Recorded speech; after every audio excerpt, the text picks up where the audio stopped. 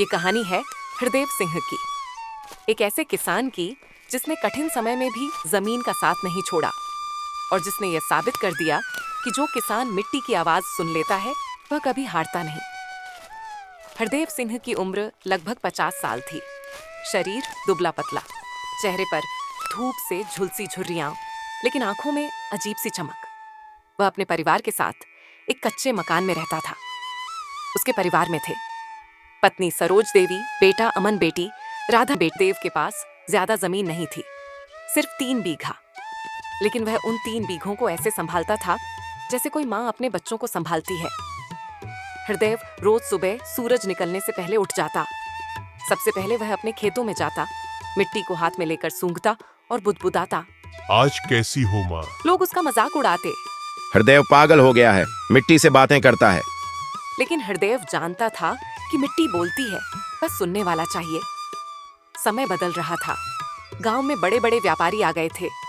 वे किसानों को महंगे बीज, रासायनिक खाद और दवाइयां बेचते थे। कई किसानों ने पारंपरिक खेती छोड़ दी। हरदेव से भी कहा गया, अगर तरक्की करनी है तो यही तरीका अपनाओ। लेकिन हरदेव ने मना कर दिया।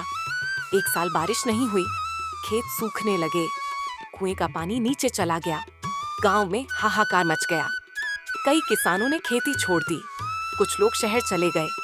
सरोज देवी ने चिंतित होकर कहा, अगर फसल नहीं हुई तो बच्चों का क्या होगा?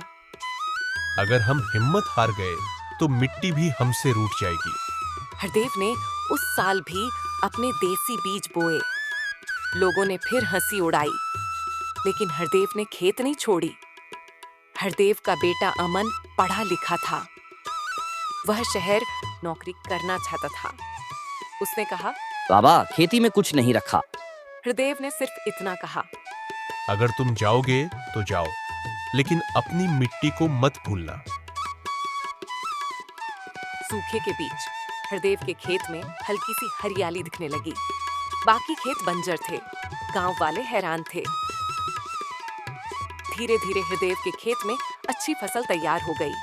भले ही बहुत ज्यादा नहीं, लेकिन इतनी कि परिवार चल सके। वहीं बाकी किसान कर्ज में डूब गए। अब लोग हरदेव से सलाह लेने आने लगे। हरदेव ने किसी को मना नहीं किया। उसने सबको सिखाया। इधर अमन को शहर में नौकरी मिल गई। वह खुश था, लेकिन मन में खालीपन था। वह छुट्टी लेकर गांव आया। अमन ने देखा, वही खेत, वही मिट्टी, लेकिन अब गांव के कई किसान हरदेव के साथ काम कर रहे थे।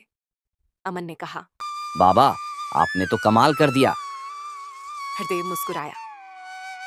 मैंने कुछ नहीं किया, सब मिट्टी ने किया। अमन ने तय किया कि वह खेती को आधुनिक ज्ञान के साथ आगे बढ़ाएगा।